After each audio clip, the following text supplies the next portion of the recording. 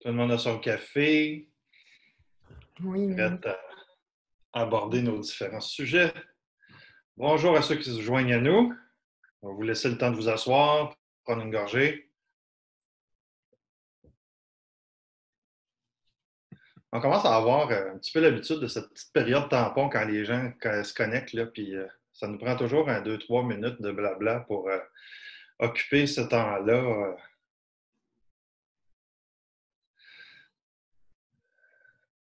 Ça monte De quoi tu tranquillement. veux parler, Stéphane? Ben je vais De quoi tu parler. aimerais parler? Parce qu'après ça, dis-toi que j'ai une autre période tampon après ça. Ah, de la musique. Ah, Camille, sans toi, je ne sais pas ce qu'on ferait, Camille.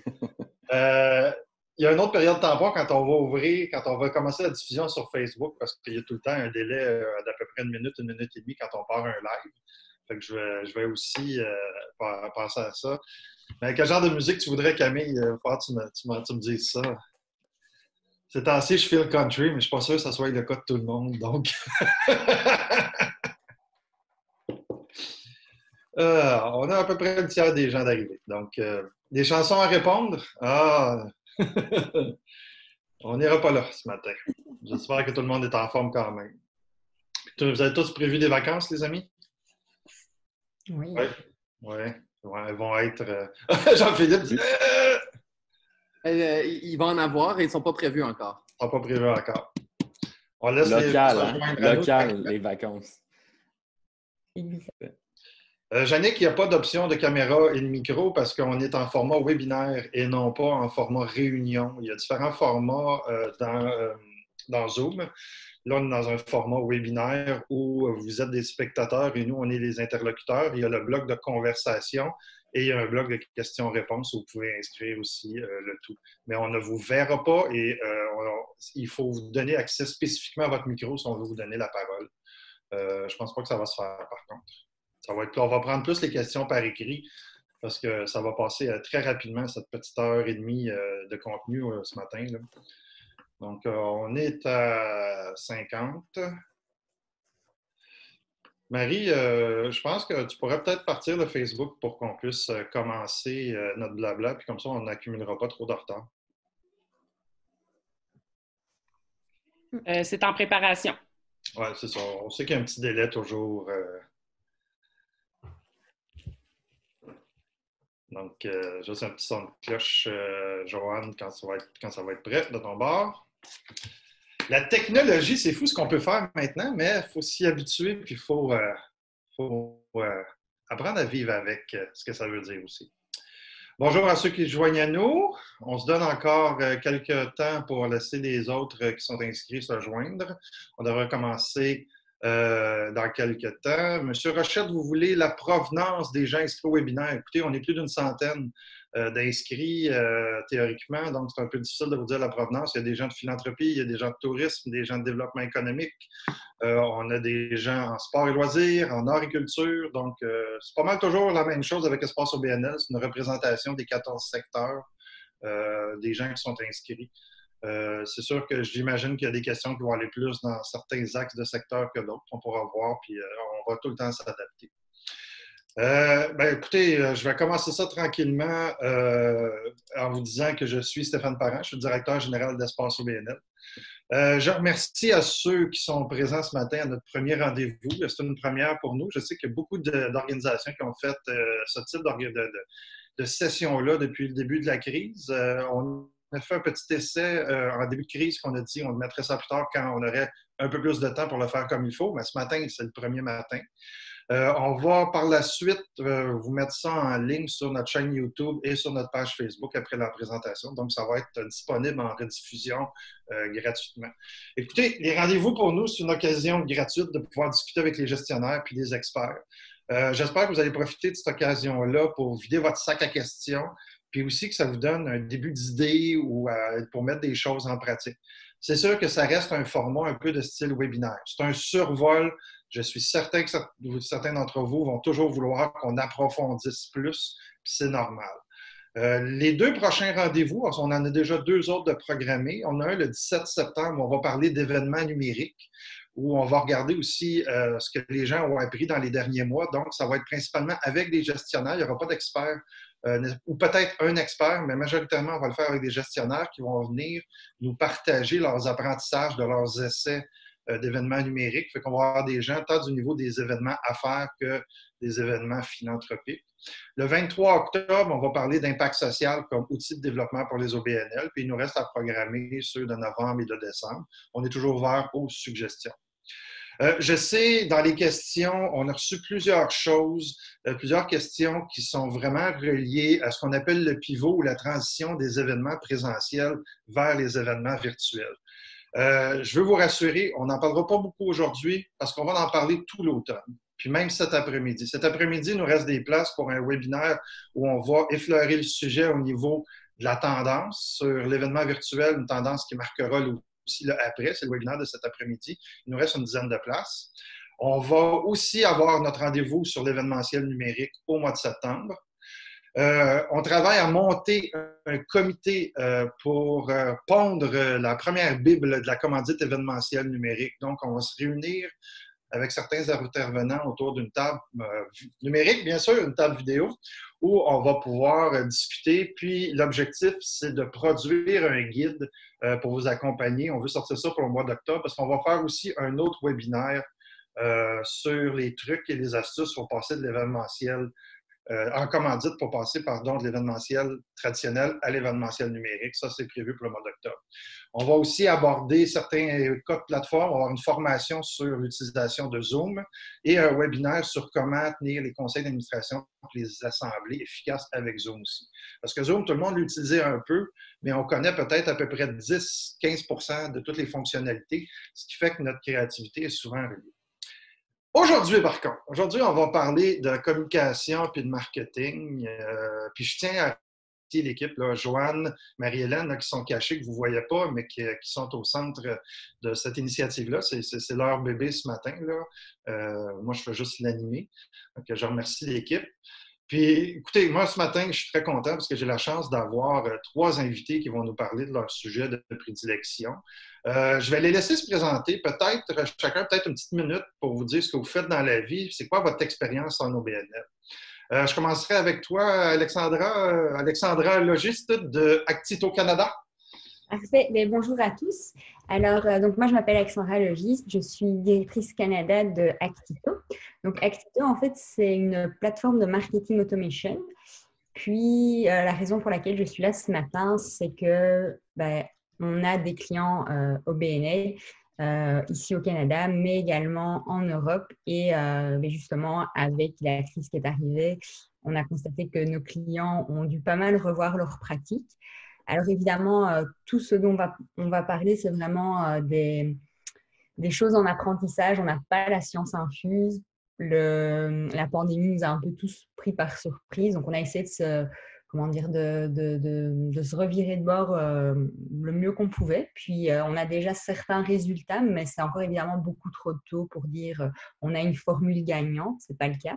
Par contre, on peut déjà donner quelques petites pistes de réflexion et de solutions. Excellent. On va y revenir tantôt. Ça va être un des sujets. Alexandre? Bonjour tout le monde. Tagala, de Pertinence Média, excuse-moi. Oui, ben, je vais faire ma première. Tu avais fait une pause, fait que je pensais que tu avais fini. Mais bonjour ce matin. Alexandre Sagala, fondateur d'une agence de marketing numérique qui se nomme Pertinence Média. Nous, chez Pertinence Média, on est vraiment focus sur tout ce qui est commercialisation numérique. Donc, nous, on aide les OBNL, les entreprises à but lucratif, à mieux vendre, financer leurs produits et services en ligne. Donc, on a plusieurs clients OBNL en philanthropie et dans d'autres domaines. Puis, on va les accompagner, dans le fond, sur comment un peu modifier leur modèle d'affaires pour rendre, surtout dans les 3-4 derniers mois là, depuis la pandémie, de prendre des modèles un peu moins numériques et de transformer en modèle numérique, tout en gardant cet aspect de vente et de financement en ligne là, qui va être important. Puis on pourra regarder un peu, comme Alexandra l'a dit tantôt, comment qu'on peut commenter ou vous aider à trouver des idées ou des petits cues là, pour faciliter ça là, dans les prochaines semaines et mois à venir. Merci, Alexandre. Jean-Philippe Chouari, qui est chef de la stratégie et associé chez République. Oui, merci. Bonjour tout le monde. Donc, très content d'être avec vous ce matin. Chez République, on est une agence, on travaille avec des marques qui sont engagés donc, à essayer de bâtir un meilleur futur. De notre côté, on est une entreprise qui est certifiée B Corp et qui est alignée avec les objectifs de développement durable de l'ONU. Et je dirais que dans toutes les solutions qu'on développe, que ce soit au niveau de plateforme de marque, donc comment une marque peut se positionner au niveau de son impact et communiquer, au niveau de solutions de contenu numérique, donc pour être capable d'animer et de bâtir des discussions avec vos différentes parties prenantes sur les médias sociaux, avec votre infolette, votre blog, et aussi avec des campagnes. Comment on est capable d'utiliser donc ces solutions-là pour essayer de générer plus de valeur pour l'entreprise ou l'organisation et pour la société. Donc, c'est un peu notre mission à ce niveau-là. Puis ce matin, ben, j'espère pouvoir vous amener, donc, oui, un peu d'inspiration, mais comme on en discutait en préparation, aussi des solutions concrètes. Donc, on aura l'occasion de parler. Là, on a eu la chance de travailler avec des organisations de tout genre, que ce soit des corporations, des OBNL, des fondations, ainsi là, que par implication personnelle. Donc, j'espère pouvoir vous amener des exemples concrets pour passer à l'action. Bien, merci à vous trois. Écoutez, peut-être une première question d'office là, pour partir le bal. Je sais que les questions vont rentrer par la suite, là. La première question que j'aurais pour vous, parce que dans le cadre de la crise, plus que jamais, on doit sensibiliser les gens à nos missions. Je voudrais savoir si vous avez des trucs ou des conseils pour vendre une cause, puis aussi en même temps faire changer les comportements. Puis tout ça dans un contexte de sursaturation où il y a plus de messages que jamais, les gens sont sursollicités. Ben, en tout cas, vous voyez un peu le portrait, là. Je commencerai peut-être avec toi, Alexandre. Ben dans le fond, oui, c'est certain qu'il y a plusieurs solutions à ça. Moi, je vous dirais qu'une des beautés du numérique, puis je vais laisser Jean-Philippe peut-être parler un peu plus de l'aspect marque puis audience, mais concrètement, pour nous, ce que je trouve beau au niveau du numérique, c'est tous les concepts d'audience. Donc, ce qui est intéressant quand on veut le faire Peux-tu changer définir audience pour monsieur, Oui, madame, groupe tout le monde? C'est cible, pas... groupe plus précis d'utilisateurs, communauté. Donc, tu sais, sur le web, oui, tantôt, tu mentionnais qu'il y a beaucoup d'achalandage, beaucoup de messages contraints. Ce qui est intéressant au niveau du numérique, c'est cette possibilité-là d'avoir un certain ciblage, d'avoir une portée, d'avoir une fréquence avec des groupes cibles très, très bien définis. Puis quand on parle de changement de comportement, souvent, on va aller influencer des gens, on veut les faire connaître notre cause, on veut faire connaître notre projet, notre aspect plus touristique ou le projet, dans le fond, ou la cause qui est en arrière de la raison de notre OBNL. Mais les audiences, ça devient quelque chose qui est quand même qui était quand même assez important pour faire le changement de cap ou faire le changement de comportement. Donc, c'est un aspect de ciblage, un aspect pour passer au travers de tout ce qui est pas message contradictoire, mais tout ce qui est message de masse, là, au niveau du numérique, c'est quelque chose qui est intéressant à explorer et à utiliser. OK. Si je comprends bien, donc tu ramènes comme truc peut-être plus le principe de la segmentation puis le fait de diviser les messages en fonction à qui on parle pour avoir une portée plus forte. Oui, parce que dans le fond, tu sais, oui, le numérique, tu mentionnais qu'il y a beaucoup de messages diffus. Le truc en numérique, en tout cas pour nous, c'est vraiment de ramener ça soit des campagnes, soit des messages beaucoup plus précis avec une cible beaucoup plus précise et de ne pas y aller en masse pour nous.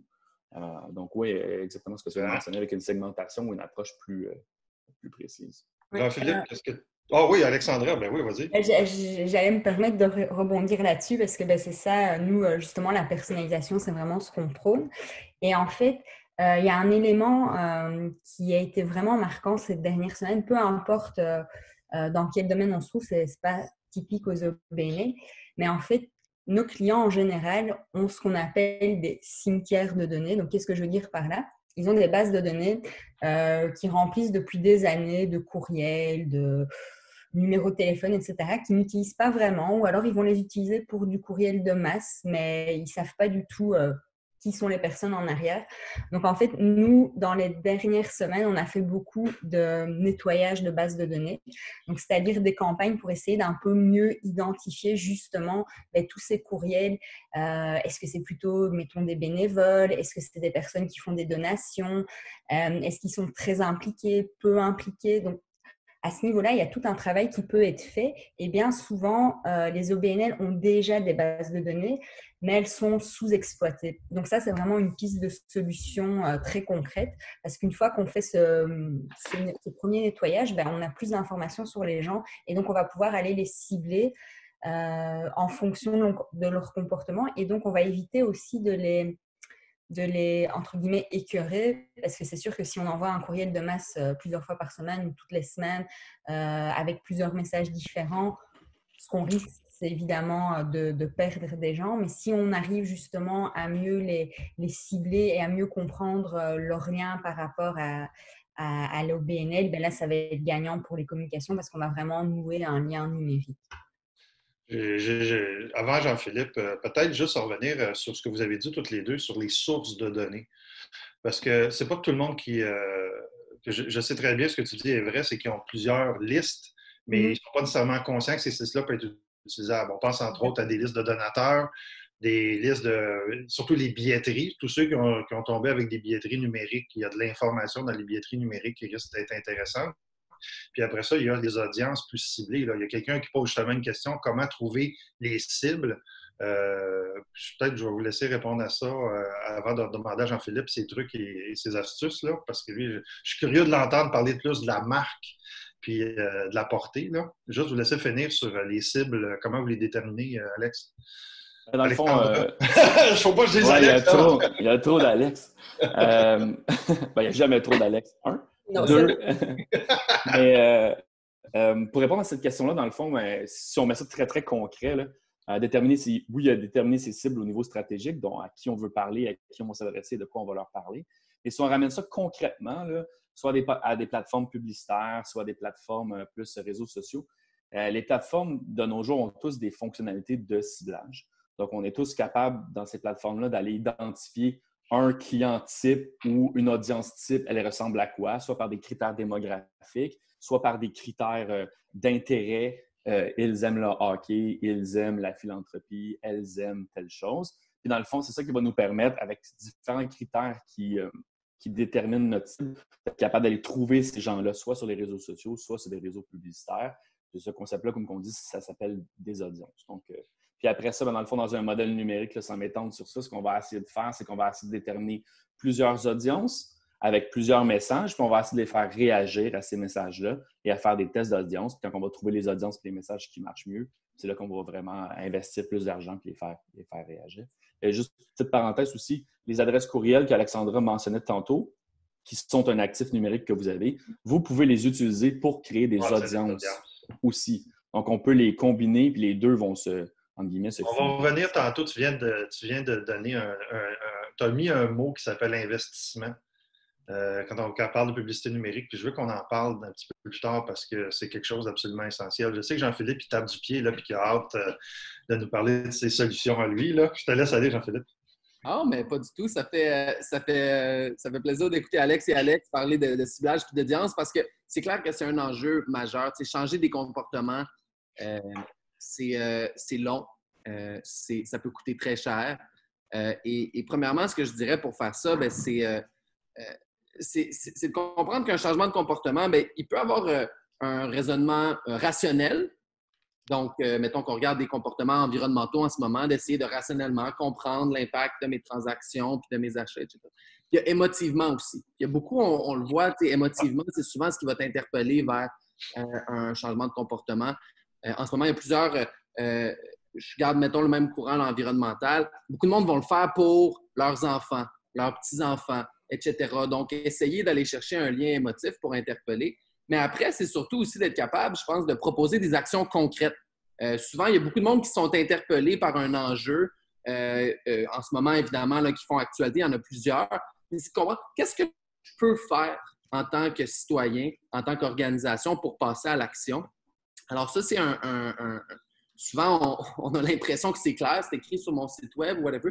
Mais tu sais, on peut créer, après ça, des fois, c'est des petits outils, une checklist, un article de blog qui fait un répertoire de ressources d'information. Donc, je pense que dans cette dynamique-là, c'est de comprendre qu'il n'y a pas une attente au niveau du consommateur ou de vos audiences à ce que vous seul ayez la solution. il y a plein d'outils qui existent en ce moment, puis que ce soit n'importe quelle des 14 industries qui font partie d'Espace OBNL, c'est de dire, je pense que ce qui donne la crédibilité à la démarche, puis aux actions qui sont proposées, c'est quand on est capable donc de répertorier ce qui se fait de mieux, d'être capable de pointer du doigt aussi d'autres personnes qui sont des ressources essentielles, qui sont des ressources de qualité, pour ensuite être capable de faire en sorte que la personne qui s'intéresse à ce changement de comportement-là, bien, elle a plusieurs sources d'informations pour aller s'informer. Et qu'ultimement, bien, tant que ces informations-là poussent par un objectif commun, donc c'est quoi votre purpose ou votre raison d'être, qu'est-ce qu'on essaie de créer comme changement, mais par la suite, donc juste de faire une curation de ce qui se dit de mieux, puis de le réutiliser dans vos coms. Donc, souvent, on va parler de repackaging, donc de dire, bien, mettons que je veux faire un article en ce moment sur la pertinence des audiences numériques, bien, il n'y a rien qui empêche sur la newsletter de République de prendre un article qui a été écrit par Alexandra puis un article qui a été écrit par Alexandre, puis de dire, bien, écoute, on a 2 experts crédibles qui ont écrit là-dessus, et puis moi, je vous le transfère parce qu'on a fait cette curation-là de ce qui est le meilleur contenu pour vous éduquer sur ce changement de comportement-là. Donc, petit truc pratique là-dessus, souvent, on se dit, bien, la barrière à produire du contenu puis de l'information pour éduquer, ça demande beaucoup de ressources. Mais commencez peut-être par faire une veille de ce qui existe déjà, puis peut-être ensuite de le repackager, donc sur votre site, un article ou une newsletter, pour être capable donc de transférer cette information-là puis de rester pertinent pour vos audiences. C'est intéressant ce que tu dis parce que je pense qu'on peut amener ça à un niveau plus macro puis parler de stratégie de contenu. Une grosse partie des problématiques qu'on a, entre autres, tous les gens, là, on a eu des questions reliées à l'événementiel, reliées à la commandite, reliées à comment est-ce qu'on transforme ça en numérique. C'est que là, il faut lâcher la visibilité du logo statique puis aller vers du positionnement d'expert, puis du storytelling. Puis là, ça passe vraiment, là, on vient dans une stratégie de contenu au sens large. Tu parles de curation. Le terme curation, ce n'est pas un terme que tout le monde connaît, là, mais c'est d'intercepter le contenu qui est propre à notre organisation puis de le republier. Là. Puis je trouve ça intéressant comme axe parce que ça te permet aussi en même temps de développer des partenariats. Puis ça permet, tu peux donner un coup de main à quelqu'un d'autre en lui offrant ton média qui est tes plateformes numériques, puis inversement, cette personne-là peut te donner, ou cet organisme-là peut te donner de la visibilité à travers ces plateformes. J'aimerais ça vous entendre un petit peu sur le fait que les OBNL ne sont pas nécessairement tombés encore ils ne réalisent pas encore qu'ils sont devenus des médias. Parce qu'on parle de financement, puis communication marketing, puis il y a 2 façons. Il y a toujours les 3 médias, là, traditionnellement, le earn, le paid, celui que tu mérites, là, celui que tu as gagné, celui que tu possèdes, puis celui que tu mérites. Là. Puis, moi, je regarde plusieurs cas. J'aimerais ça vous entendre sur comment développer ça, puis comment arriver avec une stratégie qui va se permettre de bonifier notre inventaire média, notre base de données de courriel, d'améliorer nos communautés sur Facebook, d'aller nous chercher plus de gens qui visitent notre site Internet sans avoir à investir à 3 minutes en publicité externe. Jean-Philippe, peut-être commencer avec toi. Je vais sauter là-dessus parce que je pense que tu trouves un sujet super pertinent parce que, bon, quand on explique donc le média, donc une marque est un média, il y a des plateformes propriétaires. Ton site web, ton infolettre, tes médias sociaux. Tu contrôles exactement ce qui est publié, exactement ce qui est écrit, à quel moment c'est envoyé. Ensuite, il y a du média qui est mérité. Donc ça, c'est si quelqu'un le partage, que ce soit donc un individu, une autre organisation ou des médias, donc les relations médias, par exemple, ou le PR. Ça va être du média qui est mérité. Les influenceurs sont aussi là-dedans. Après ça, le média qui est acheté, bien là, c'est dire je donne de l'argent à Facebook, je donne de l'argent à Google, je donne de l'argent à des médias pour qu'ils poussent l'information. Puis c'est certain que quand on regarde après donc, la partie propriétaire, bien, en ce moment, c'est des plateformes qui sont à votre disposition qui permettent d'entretenir une relation avec du monde qui vous connaissent déjà. Donc, votre base de courriel, par exemple, les personnes qui vous suivent sur les médias sociaux, c'est du monde que si on ne leur envoie rien, bien, ils ne le voient pas. Mais donc, c'est gratuit, c'est à notre disposition d'être capable donc de produire du contenu puis de leur partager. Puis, ce qui est intéressant après, puis c'est comment on est capable de générer de la portée avec ça, d'inciter les gens au partage. Pour que si j'envoie un courriel, que Alexandre le reçoive, puis que j'ai un call to action, donc un appel à l'action, de dire si c'est un article qui vous interpelle, je vous invite à le partager dans vos réseaux aussi. Donc, souvent, on oublie cette notion de demander l'action qu'on veut que les gens fassent. On prend pour acquis qu'ils vont comprendre que s'ils aiment ça, qu'ils le partagent. Non, mais des fois, juste de le demander, ça peut avoir un impact. Puis ça, on le voit aussi sur les médias sociaux. Je peux donner un autre exemple. On vient d'avoir un événement, par exemple, puis là, on veut dire, ah, partagez-nous, tu sais, on veut essayer de recueillir les photos que les gens ont prises pendant l'événement ou par exemple, quelqu'un a visité un espace touristique ou un zoo ou autre. Puis dire, on aimerait ça recevoir le contenu que les gens produisent pour le réutiliser par la suite sur nos plateformes. Ben alors là, donc, ça peut être intéressant de demander à vos audiences sur les médias sociaux. Donc, par exemple, on en met une photo, puis on dit, bien, ça, c'est la photo que Alexandre Sagala a prise en fin de semaine. Partagez-nous vos photos également ou envoyez-nous-les par courriel. Et puis là, bien, rapidement, si on reçoit 2-3 photos de clients à chaque semaine, bien, ça fait la base d'un calendrier de contenu sur Facebook, sur Instagram, qui ne coûte rien parce que c'est des photos qui sont envoyées par les participants, mais qui permettent au moins de meubler une certaine partie de votre calendrier de contenu sans que vous ayez à produire, envoyer des photographes, dépenser, etc. Donc, cette audience-là de personnes qui interagissent déjà avec votre marque, essayez de l'utiliser pour produire du contenu, puis aussi pour le repartager par la suite. C'est là qu'on va déjà être capable d'aller chercher une certaine portée sans devoir débourser beaucoup d'argent pour acheter cette portée-là. C'est le principe de fidélisation par rapport à celui d'acquisition. Puis c'est encore dans le milieu du don, c'est plus facile d'aller chercher un deuxième montant chez quelqu'un qui est déjà donateur que de convertir quelqu'un de l'extérieur qui ne donne pas déjà. Là. Puis, vas-y, Alexandre. Je m'en allais dire aussi, je pense que c'est important aussi de créer une roue, dans le fond, puis de travailler avec ses actifs, puis les accélérer, comme un peu Jean-Philippe mentionnait, puis de faire en sorte que ces actifs-là vont nous chercher d'autres mondes, mais aussi quand on va rajouter le paid media là-dedans, des dépenses publicitaires pour aller chercher des gens qui sont peut-être en dehors de notre cercle, de penser toujours avec notre contenu, d'essayer de les ramener vers un actif qui va être pour nous gratuit par la suite. Donc, on va travailler avec nos actifs, notre écosystème, nos communautés, nos audiences. On va payer pour aller en chercher des nouveaux, mais il faut penser à fermer cette boucle-là avec des offres de contenu, des offres de conversion qui vont nous permettre justement de venir bonifier aussi nos communautés et nos actifs numériques. Puis au niveau du contenu, puis au niveau du contenu expert, c'est super important d'avoir cette boucle-là là, qui va tourner, toujours venir nourrir notre machine. C'est ce qui va nous permettre dans le fond. Alexandre, parce qu'on parle beaucoup de contenu, puis je sais que dans la tête de plusieurs gestionnaires, c'est encore très abstrait. As-tu un exemple très spécifique d'une cause ou dans le cadre d'une campagne de donation, tu as eu à gérer ce type d'intervention? Par exemple, peut-être un exemple un peu plus concret, sans nommer les intervenants. Là. Il y a un exemple de concret, ça pourrait être peut-être un calculateur. Si on fait une campagne de financement ou de levée de fonds, de dire, OK, oui, donnez-moi des dons, puis ça va nous aider à la cause. Oui, mais d'avoir peut-être un calculateur où on peut regarder notre don contribue comment il est séparé à la cause, comment il va être assigné à différents. Ça peut être des choses qui sont intéressantes. Tantôt, Jean-Philippe mentionnait des checklists. Tout ce genre de type de contenu-là que vous êtes habitué le message que vous êtes habitué de diffuser en personne, en présentiel durant vos événements, tout ce petit message-là peut facilement être repackagé dans du contenu, comme on disait tantôt, des calculateurs, des e-books, des articles de blog. C'est ça, dans le fond, qui va vous permettre, dans le feu, de mieux vous positionner. Là. Fait que, il suffit souvent de se faire une petite rencontre, de s'asseoir ensemble. Rapidement, là, dans vos organisations, vous allez trouver des outils que vous pourriez échanger en échange d'une adresse courriel, des articles que vous pourriez écrire par rapport à votre message ou votre cause derrière votre OBNL. Ça peut être des outils qui sont quand même assez intéressants. Alexandra, as-tu quelque chose à rajouter?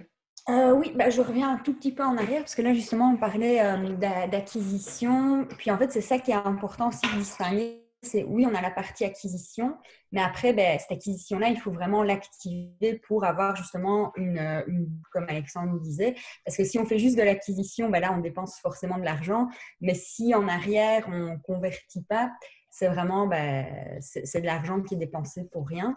Et donc, en fait, le principe d'activation, justement, on va faire une acquisition publicité sur Internet, Facebook, peu importe. Après, c'est quoi qu'on va mettre en place pour convertir ça? Parce que oui, il y a les réseaux sociaux, puis les réseaux sociaux sont très, très importants, on en convient. Mais sur le réseau social, quand on diffuse un message, c'est pas tout le monde qui va le voir non plus.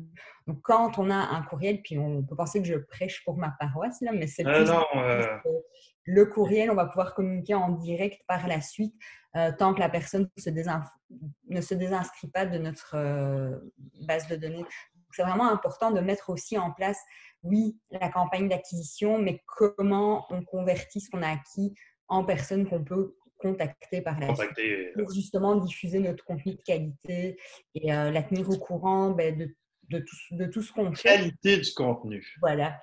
Mais selon ses besoins aussi. C'est ça qui est Ça, c'est une question qui a été posée. Jean-Philippe, tu l'as répondu un peu, mais je la vois et on me l'a demandé, je ne sais pas le nombre de fois, surtout, je pense, aux associations professionnelles ou à plusieurs autres organisations qui ont de la misère à diffuser une vidéo qui est faite à partir d'une caméra de téléphone. Ils vont plutôt se dire, on ne fera rien, on fait la grosse affaire avec l'équipe de production super léchée ou on ne fait rien. Les textes qu'on fait se doivent d'être corrigés, révisés, et ainsi de suite, plutôt que de... Je vois beaucoup d'organisations qui sont à un extrême du niveau de qualité qu'ils veulent atteindre, puis ce qui fait qu'ils publient presque jamais, ou ils n'ont pas les moyens de publier. Vous en êtes où par rapport au degré de qualité qui est nécessaire d'avoir dans le numérique? Là, je ne parle pas nécessairement de production imprimée, là, mais vraiment plus au niveau de la diffusion numérique. Mais, si je peux reprendre la main. En fait, moi, ce qu'il y a, c'est qu'en numérique, il y a quelque chose qui joue en la défaveur des gens, c'est le temps. Parce qu'évidemment, tout va très, très vite. Donc, par exemple, justement, quand on prend l'exemple de la vidéo qu'on veut faire vraiment tip-top, puis faire une grosse production et tout ça, le problème, c'est que ça va prendre un certain temps. Puis déjà, il faut se demander le message qu'on va diffuser en vidéo. Est-ce que dans un mois, est-ce qu'il sera toujours valable? Tel que je l'imagine pour le moment. Donc, c'est sûr qu'il faut quand même mettre en place des étapes. Donc, par exemple, il y a la possibilité toujours de produire du contenu écrit. Tout à l'heure, Jean-Philippe parlait de curation aussi. Ça, c'est aussi une façon d'avoir du contenu de qualité très rapidement. Donc, on a déjà des articles qui existent, qui sont toujours d'actualité. On peut les prendre ensemble, les mélanger, refaire un nouveau contenu par rapport à ça. Mais je pense vraiment que le fait de ne rien faire ou de s'embarquer dans des choses où on a finalement un résultat fini qui sera disponible dans très longtemps, c'est vraiment une mauvaise idée parce que pendant ce temps-là, il y en a d'autres qui vont sortir des choses et c'est eux qui vont prendre un peu les parts de marché. Jean-Philippe? Oui, bien, tu sais, je pense qu'effectivement, la réactivité est super importante. C'est souvent quelque chose de pertinent maintenant, mais les moins par la suite. Puis à ce niveau-là, tu sais, je pense que d'une part, le contenu photo, vidéo, on l'a vu pendant la COVID, c'est maintenant compris que d'utiliser du footage qui est produit avec un téléphone cellulaire, ça a une qualité moindre, mais ça rajoute une authenticité aussi qui est recherchée de la part de votre audience ou de votre public cible. Je prends par exemple, mettons que votre directeur général veut faire une vidéo pour expliquer des mesures de reprise en lien avec la COVID. Mais si la vidéo il y a eu tellement d'efforts sur de quoi que la vidéo a l'air, ça enlève un petit peu de la pertinence sur ce qui est actually dit. Versus, souvent, ce qu'on va voir, ce qui fonctionne le mieux, ça va être quelqu'un qui va avoir un téléphone, parler de façon candide, de façon authentique, non scriptée, puis de dire les vraies affaires. À ce niveau-là, par contre, puis c'est ce que je répondais dans le Q&A, c'est de dire il n'y a rien qui vous empêche, donc, d'une part, pour vos publics, de leur donner des consignes de comment produire du contenu. Est-ce qu'on veut que le téléphone soit horizontal ou vertical? Est-ce que, par exemple, je pourrais vous montrer un exemple, on ne veut pas essayer d'être à contre-jour. Donc, essayez de leur dire, on ne veut pas qu'il y ait de lumière derrière vous parce que ça donne une image qui ne sort pas bien. On veut au contraire que la lumière soit devant vous parce que là, on va voir, c'est quelque chose là. Donc, c'est des petits trucs, des fois, que les gens ne connaissent pas, puis il suffit... Mettre le rôle des plantes aussi. Oui, les plantes. Donc, ça, c'est la première chose. Puis à ce niveau-là, je pense que ça peut être utile. Donc, si vous avez des grandes attentes de production, de le suggérer à votre monde sur comment prendre une vidéo, une photo de qualité. Je voudrais juste rajouter aussi, parce que tu as parlé d'écrit, mais s'il y a une chose, par exemple, qui, d'après moi, ne peut pas être bypassée, c'est de s'assurer d'avoir un contenu écrit de très grande qualité.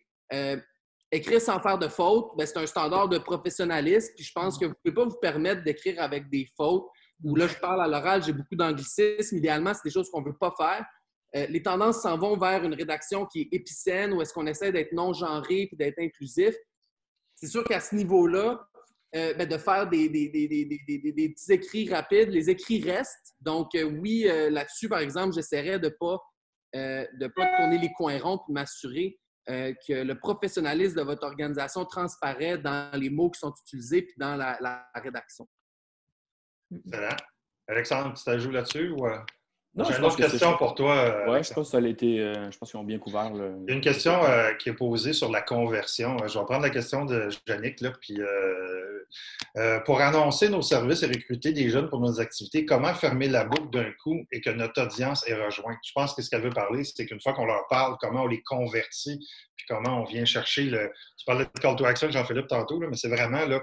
Parce que les OBNL sont très, très bons en communication, mais sont pas nécessairement bons en vente, conversion, closing. As-tu deux, trois petits trucs là-dessus, peut-être, Alex? Oui, peut-être premier commentaire, c'est qu'il n'y a pas de magic bullet, il n'y a pas de façon de faire, de dire si je fais ça comme ça marche à 100%. OK? Fait que, surtout en numérique, surtout en conversion, je pense qu'il faut prendre une approche de test et d'itération. Donc, par exemple, si vous avez un message de communication très clair, probablement identifier ce message de communication-là s'adresse à 5 audiences. Voici les 3 messages que je vais tester pour chacune de ces 5 audiences-là. On met en place vraiment cette approche-là un petit peu plus itérative, un petit peu plus test. On investit un peu d'argent, un peu de sous dans la diffusion de ces messages-là, dans le test de ces messages-là, pour ensuite, dans le fond, identifier les gagnants et accélérer les gagnants. Donc, puis quand on fait des tests, on va faire des offres de conversion. Si on a une cible plus jeune, on va avoir des offres plus jeunes. On va tester des médias plus jeunes. Si on a des gens plus intéressés par le tourisme, nos audiences, nos messages vont tourner autour plus des intérêts de tourisme avec des offres touristes. Mais à la fin de la journée, c'est vraiment une approche itérative, vraiment une approche de test. Et on débute petit avec des investissements plus restreints pour ensuite accélérer quand on a trouvé des gagnants rapidement. Si on fait ça, habituellement, on est capable de créer une machine à conversion, une machine marketing là, assez performante avec des retours sur dépenses publicitaires qui sont vraiment, vraiment intéressants. Donc, nous, c'est vraiment l'approche qu'on prend. Excellent. Oui, vas-y, Jean-Philippe. Juste jump in rapidement pour mettre en contexte, parce que ce qu'Alexandre dit, c'est la clé. Il faut vraiment essayer de saisir ça et de l'appliquer. Mais quand on parle d'investissement publicitaire en numérique, quand on dit commencer puis faire des tests, ça peut être avec des 10 des 20 des 30 $. Ça n'a pas besoin d'être des grosses sommes comme on a dans les médias traditionnels. Ce qui fait la beauté du numérique, c'est qu'avec des investissements, mettons qu'on se dit un 100 $ sur quelques jours, on va être capable de tirer certaines conclusions puis d'augmenter notre performance. Non, c'est un bon point. Oui, puis c'est de commencer la publicité numérique. Parce que moi, ce que je vois beaucoup, c'est que comme on ne fait pas de la publicité nécessairement dans un programme de subvention, les gens n'en font pas. Fait qu'ils ne vont pas l'utiliser comme outil parce que c'est vu beaucoup comme une dépense. Isabelle demande, c'est quoi la conversion? Tu veux-tu lui répondre, Alexandre? Oui, c'est le fait, dans le fond, de convertir quelqu'un, donc de lui avoir fait faire l'action qu'on voulait que cette personne-là fasse. Une conversion peut être, dans le cas d'un OBNL où on cherche des dons, un don. Dans le cas peut-être de touristes, peut-être l'achat d'un billet pour une activité X. Mais c'est vraiment d'avoir attiré ou des memberships, des choses comme ça. Mais c'est vraiment d'avoir attiré du trafic, lui faire une offre et que cette personne-là ait fait l'action qu'on voulait qu'elle fasse. Ça s'appelle une conversion. Peut-être, Alexandra, il y a quelqu'un qui pose une question un petit peu sur comment découvrir les intérêts de nos gens. Un sondage, point d'interrogation. Peut-on développer un peu plus sur la notion de test d'audience? OK. En fait, je vais reprendre un truc vraiment très, très simple, typique au marketing automatisé. Donc, mettons, si vous avez une infolettre sur votre site web, une petite box où vous pouvez vous inscrire pour recevoir les infolettres de l'OBNL, mais tout simplement, vous pouvez déjà commencer à faire un tout petit peu de connaître un tout petit peu plus la personne avec ce qu'on appelle un scénario de bienvenue. Donc, le scénario de bienvenue, typiquement, la personne s'inscrit pour recevoir l'infolette. Là, vous lui envoyez par exemple un petit courriel bienvenue avec son nom, prénom, et vous pouvez déjà lui demander, tiens, est-ce que tu as déjà participé est-ce que tu es déjà bénévole dans d'autres organismes? As-tu déjà participé à un événement à nous? Donc, il y a déjà moyen de poser une ou deux questions. Il ne faut évidemment pas faire un sondage de 100 questions au premier courriel, mais déjà là, on a moyen de finalement identifier un peu plus la personne. Donc, outre son nom et son prénom, là, on va pouvoir savoir est-ce que c'est plus un profil de bénévole, est-ce que c'est plus un profil de donateur, les deux. Donc ça, c'est un tout petit truc qui est super facile à mettre en place et que vous pouvez faire déjà juste avec l'inscription à votre infolette. Alors moi, je peux juste rajouter pour répondre à la question un petit peu plus. Là, le gars d'événement en moi, le geste de billetterie ou le geste d'achat d'une carte de membre, c'est de la place pour poser des questions aussi. Mm-hmm. Très souvent, on néglige, c'est une transaction que les gens vont faire, puis très souvent, on néglige un peu cet aspect-là. Moi, ça dérange juste, je rajoute non, vas-y, c'est là pour ça. Et moi, je parle tout le temps souvent de la petite boucle, mais dans le fond, cette conversion-là, souvent, va nous permettre d'aller chercher un contact initial, d'aller chercher de l'information initiale, un adresse courriel, le nom, le prénom de la personne, etc., etc. C'est important de comprendre que c'est le début d'une relation, c'est le début d'une conversation avec ces gens-là. Donc, il ne faut pas arrêter là. L'acquisition la conversion de cette personne-là, c'est le début d'une relation.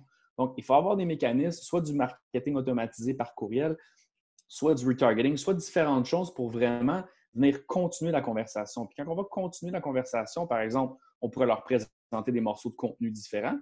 Par rapport aux interactions à ce contenu-là, on pourrait savoir il aime plus contenu A que contenu B. On va venir vraiment bonifier la personnalité de la personne par son comportement sans nécessairement être obligé de leur demander. Fait que juste comprendre que l'acquisition-conversion, c'est le début de la conversation, mais il faut le continuer. C'est là qu'on va aller chercher nos données et qu'on va bonifier nos audiences. Tout ça. Tralalala.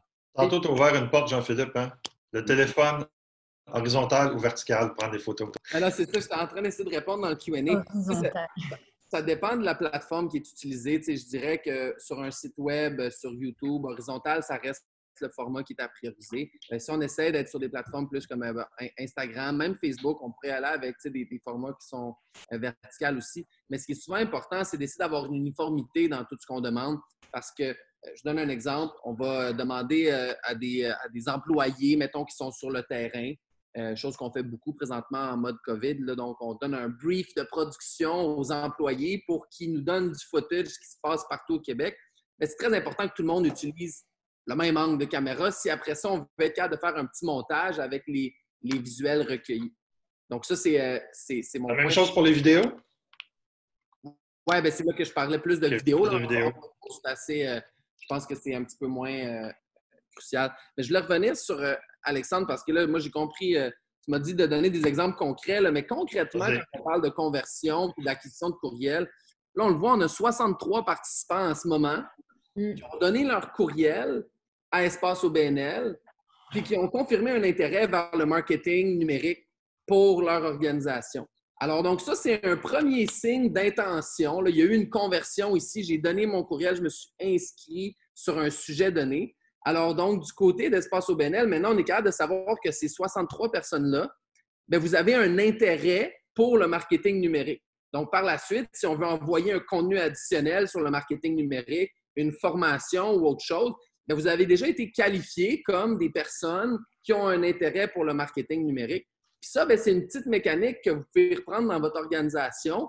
Donc, peu importe c'est quoi l'action finale ou la mission ou le changement de comportement qu'on veut créer, cette première intention-là, que ce soit avec un webinaire ou avec autre chose, un email sign-up, ça vous démontre un intérêt. Puis après ça, c'est à vous d'être capable donc, de faire progresser cette discussion-là, comme le mentionnait Alexandre. Comme quelqu'un qui donne du temps comme bénévole, le convertir comme donateur aussi. Ou quelqu'un qui s'est inscrit comme membre, comment le convertir en bénévole qui s'implique dans un comité. C'est aussi... Là-dessus, je te dirais, parce que là, ça, c'est... quand on était, mettons, je travaillais beaucoup avec Pour 3 points au fil des années. Puis évidemment que ça, c'est espèce de conversion du bénévole à donateur, là, c'est un enjeu qui est chaud pour beaucoup d'organisations. Mais je ne serais pas prête à dire que c'est nécessairement la conversion qui est désirée. Il y a quelqu'un qui peut être bénévole. Et Bonjour, puis, c'est être bénévole. et puis que c'est être bénévole, c'est ça son don. C'est un don de temps, c'est un don de soi. Alors qu'il y en a d'autres que leur parcours va évoluer. Bien, quand j'étais un jeune professionnel, j'avais beaucoup de temps à donner. Maintenant, j'en ai moins. Mais là, je suis peut-être prête à donner de l'argent. Puis là-dessus, tu sais, une étape qui est souvent négligée, c'est de consulter vos parties prenantes. Ayez pas peur, tu sais, de poser des questions, des fois, qui vous aident à prendre des décisions, de voir le niveau de satisfaction. Est-ce que vos bénévoles sont heureux d'être bénévoles? Bien, si oui, essayons de faire en sorte qu'ils deviennent des ambassadeurs après pour la marque, puis qu'ils deviennent des gens qui parlent en bien de votre organisation, plutôt que d'essayer de les convertir vers un don de 50$ ou de 100$ puis que ça finisse là. Il y a peut-être beaucoup plus de potentiel à ce qu'ils en parlent à 10 personnes qui, eux, vont peut-être être capables de faire un don par la suite. Effectivement. La crise a fait réaliser à beaucoup d'organisations que côté numérique, ils étaient en retard ou que leur communauté numérique était faible. Là, on s'en va vers un retour à l'automne. Ça devrait être quoi les premiers chantiers à mettre en place pour rattraper un petit peu ce retard-là puis se donner des outils pour l'automne? Alexandre, veux-tu commencer?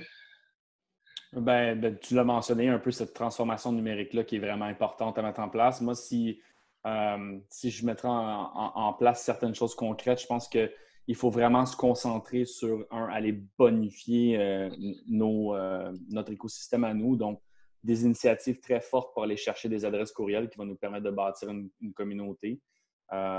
Des initiatives très fortes pour aller bâtir des audiences qui nous appartiennent sur les médias sociaux. Ça serait définitivement les deux premières choses que moi, j'essaierais de mettre en place. C'est à part le discours de marque et la stratégie qui va en haut de ça, c'est concrètement d'aller bâtir des listes de personnes à qui je peux m'adresser.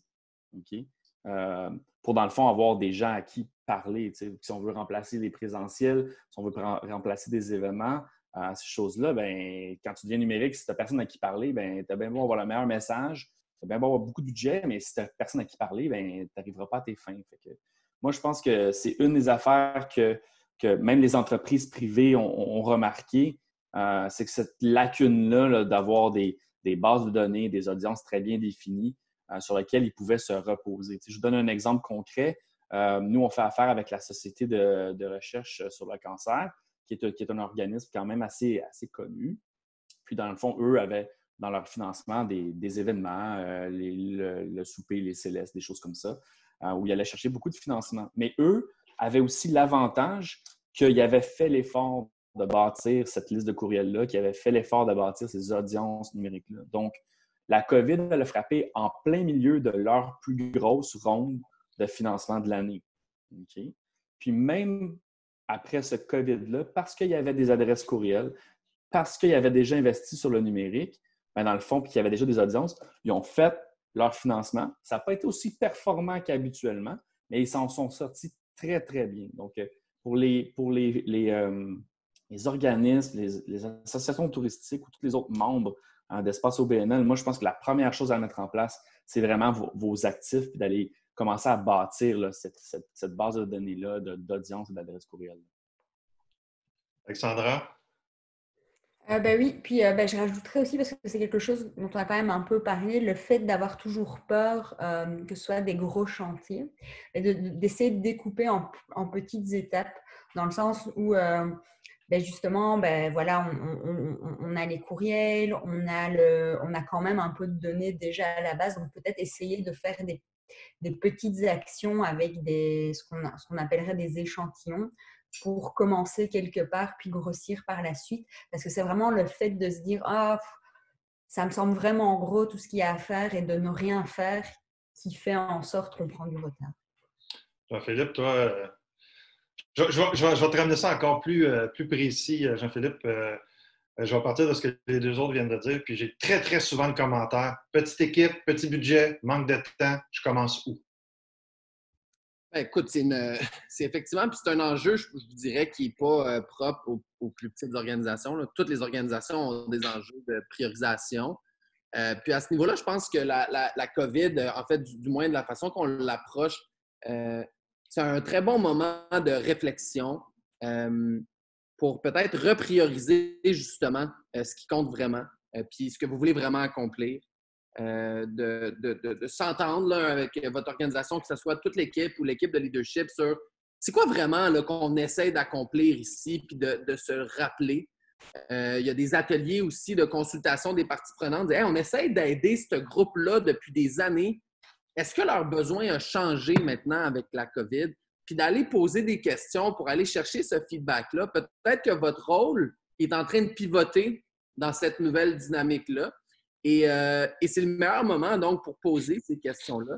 À cet effet-là, je peux vous dire aussi qu'on a produit, la semaine dernière, on a publié un guide de relance pour les marques dans laquelle, là, ceux que ça intéressera, on suggère aussi des activités de consultation de parties prenantes et de priorisation des enjeux.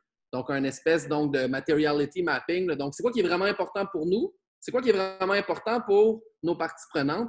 Pour ensuite essayer d'identifier c'est quoi les priorités. Puis une fois que ça, c'est bien fait, bien là, on peut tomber dans un plan d'action puis utiliser les techniques que mes collègues ont parlé pour faire des essais puis avancer progressivement.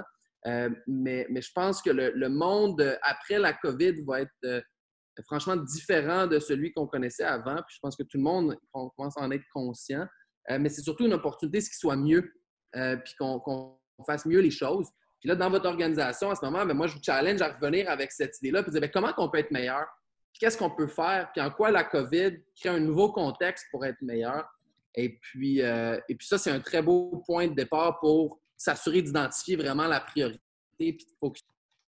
Sans être obligé non plus de passer beaucoup, beaucoup de temps sur identifier puis toute la stratégie puis qui prend beaucoup de temps. Tu sais, faites juste prendre une chose.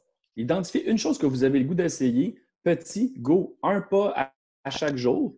Que ce soit une campagne d'acquisition de courriel ou un nouveau plan d'angle de plan de contenu. Faites juste une chose. Une chose à tous les jours, une chose à tous les 3 jours. Un petit pas lentement.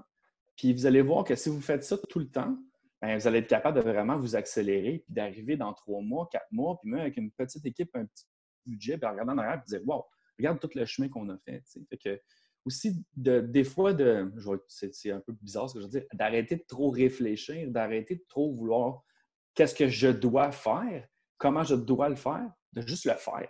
Okay? Faites ce que vous avez le goût de faire, faites ce que vous pensez que vous devriez faire. Une action rapidement, puis de get it done, puis vous allez voir que vous allez avoir des résultats. Au pire, vous allez apprendre. Ça m'amène avec 2 changements. Ce que vous dites amène 2 changements. Premièrement, il y a beaucoup de gens qui étaient des experts de logistique parce qu'on demande souvent aux gens qui faisaient de l'événementiel de transformer leurs choses. De gens de logistique doivent devenir des experts du numérique très rapidement. Ça, c'est un des premiers défis que je vois. Puis le deuxième défi, c'est toute la question des plateformes. On a justement une question sur ce sujet-là. Mais je voudrais... moi, j'ai bien de la misère à référer des plateformes avant même qu'il y ait un mapping puis une réflexion. J'aimerais vous entendre sur cet élément de réflexion-là. Jean-Philippe, tu l'as abordé un petit peu il y a 2 secondes au niveau de la révision, là, mais je suis curieux pour vous entendre à ce niveau-là. Sur les plateformes à sélectionner. C'est que, tu sais, prenons la question qui est précise là. Vous avez parlé de base de données, de segmentation, de ciblage, de marché. Avez-vous des recommandations sur les bons outils ou les plateformes de gestion de base de données? Moi, je me suis rendu compte qu'une bonne plateforme, si elle est mal utilisée ou s'il n'y a pas eu la réflexion des processus, puis à quoi elle va servir, puis à quoi elle va venir s'attacher, on peut donner n'importe quel nom, mais il y a beaucoup une question de réflexion avant d'avoir un nom d'une plateforme en particulier. Vas-y, Alexandra. Oui, ben, si je peux me permettre, moi, justement, on est une plateforme. Du côté des plateformes, hein? Exactement. Mais encore là, même nous, ça nous arrive des fois d'avoir des prospects, puis une fois qu'ils nous font la liste de leurs besoins, ben on leur dit honnêtement, mais écoutez, Actito, c'est peut-être pas fait pour vous par rapport à vos besoins, parce que ben, vos besoins sont très simples, vous n'avez peut-être pas beaucoup de personnes dans votre base de données, vous ne devez pas connecter votre plateforme de marketing automatisée à des CRM, à d'autres logiciels. Donc, dans ce cas-là, vous pouvez y aller pour des choses plus simples. Mais comme tu dis, il faut vraiment savoir ben, c'est quoi mon besoin, qu'est-ce que je veux faire avec maintenant, qu'est-ce que je veux faire avec dans 3 ans aussi, parce qu'on sait bien qu'au niveau des technos, on n'aime pas changer chaque année à mesure qu'on évolue. Donc, il y a une réflexion à faire en amont. Et donc, c'est ça, on ne peut pas répondre telle ou telle technologie, ça dépend vraiment des besoins. Il y a quand même un petit travail de réflexion à faire en arrière. Mais ça m'amène à un autre point, c'est qu'il faut un petit peu laisser tomber, entre guillemets, les technologies, dans le sens, il faut savoir qu'est-ce qu'on veut faire et après, on va trouver la technologie adaptée. Il ne faut pas faire l'inverse.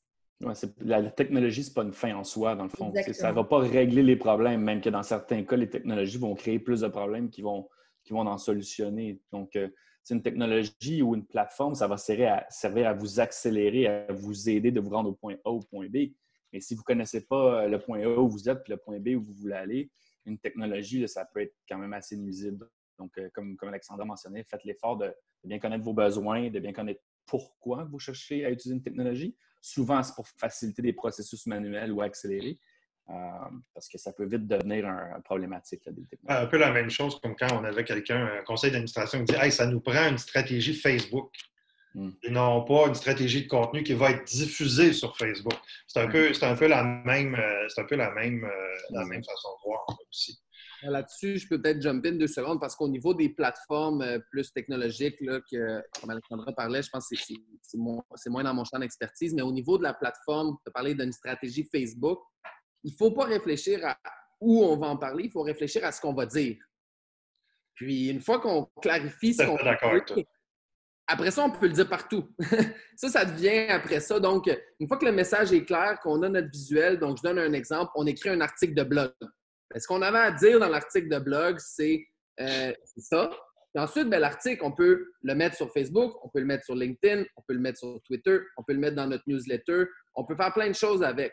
Mais à la base, c'est ce qu'il y a dans l'article qui compte pour savoir si ça va marcher. Effectivement, on a eu trop de conseils d'administration qui ont passé des commandes de plateformes. Hey, ça nous prend, c'est parce que c'était des plateformes à la mode. J'ai encore entendu, là, ça nous prend une stratégie sur TikTok pour rejoindre les jeunes. Wow, attends 2 secondes. C'est pas nécessairement la bonne façon de l'aborder. Là. Puis j'aimerais aussi vous entendre sur la multiplicité des plateformes. Faut-il être présent partout? Pour ma part, moi, je pense qu'il faut être présent où nos audiences, nos cibles sont. Puis encore là, on revient au message, puis aussi à identifier, dans le fond, ce message-là, à qui on veut le communiquer. Puis quand on identifie à qui on veut le communiquer, on regarde ces gens-là, ils sont présents où, sur quel canaux, sur quel médium. Puis ensuite, on va venir faire découler nos décisions. Mais par exemple, tu prenais l'exemple de TikTok tantôt. TikTok reste un médium quand même assez jeune. Si on s'adresse à des gens de 65 ans et plus, je ne pense pas qu'on a besoin d'être sur cette plateforme-là. Okay? Donc, il faut quand même prendre des décisions au niveau des plateformes qui rentrent qui fit avec, dans le fond, nos audiences puis à qui on veut parler.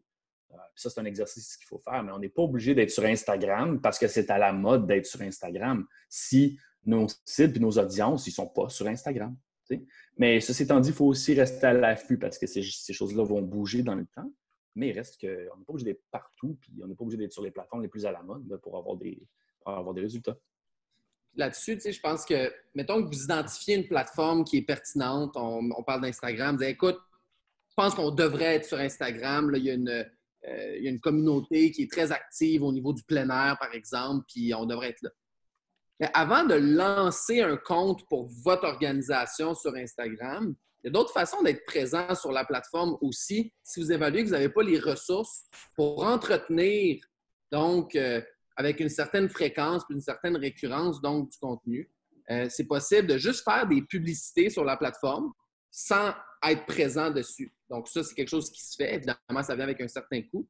Mais quelque chose qui est accessible en ce moment pour tout le monde, mais c'est de trouver c'est qui, dans mon organisation, des employés, des clients, des partenaires, des bénévoles, qui eux, ou des fans, qui, eux, sont sur Instagram, qui pourraient parler de moi à leur audience. C'est là qu'on veut parler aussi des influenceurs, puis c'est de voir, écoute, moi, je suis une organisation de plein air.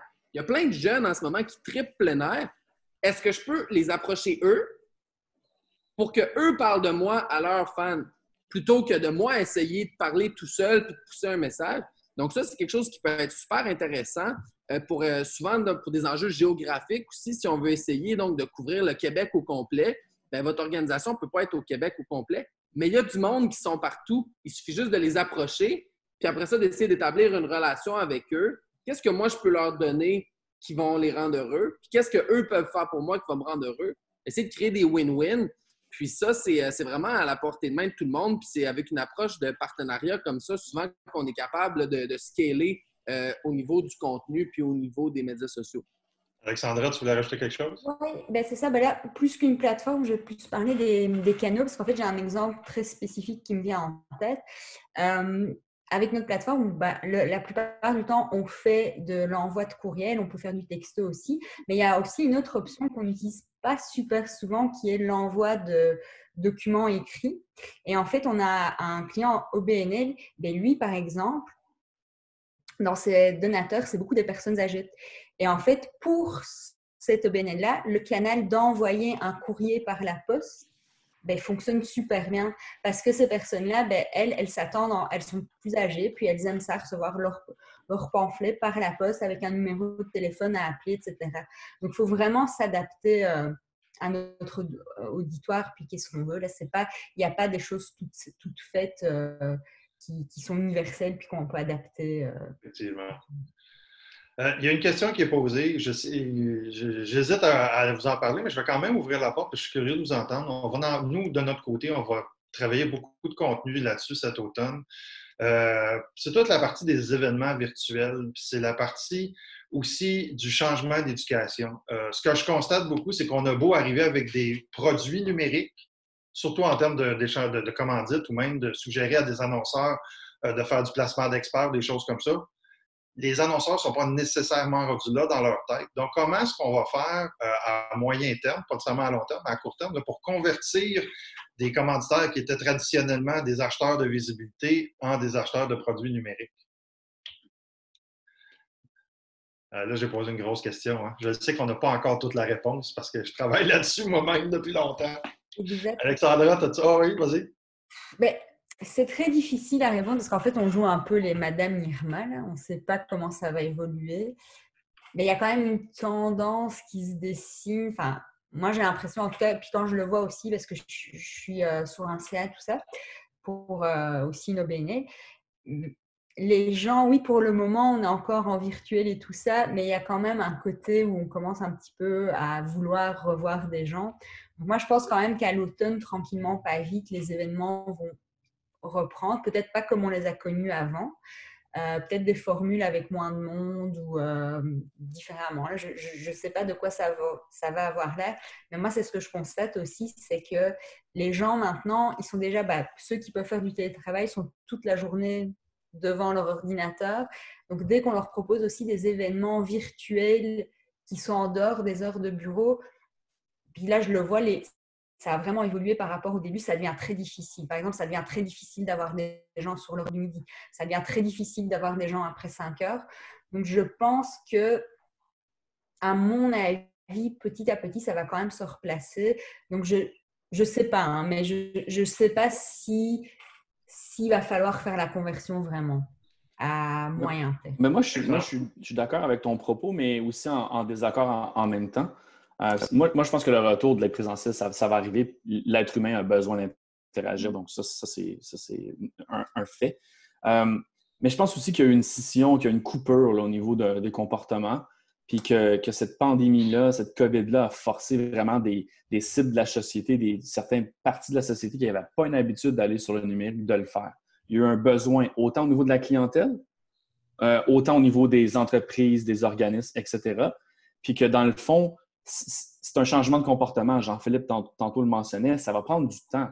Ça va prendre du temps peut-être à ce que les entreprises, les commanditaires comprennent le concept d'acheter de la publicité sur le web. C'est l'équivalent d'acheter un logo sur une pancarte. Parce qu'à la fin de la journée, si on prend l'espace au BNL, vous faites des événements, puis on veut être commanditaire, que je sois commanditaire de l'événement avec les gens physiques dans la salle ou que je sois commanditaire de l'événement en termes de webinaire puis de regarder un peu les participants, ça revient à la même visibilité. Le format est différent, le message, le médium est différent, mais à la fin de la journée, présentement, nous trois comme panélistes, on a une visibilité sur l'audience d'Espace au BNL, puis ça reste quelque chose d'intéressant.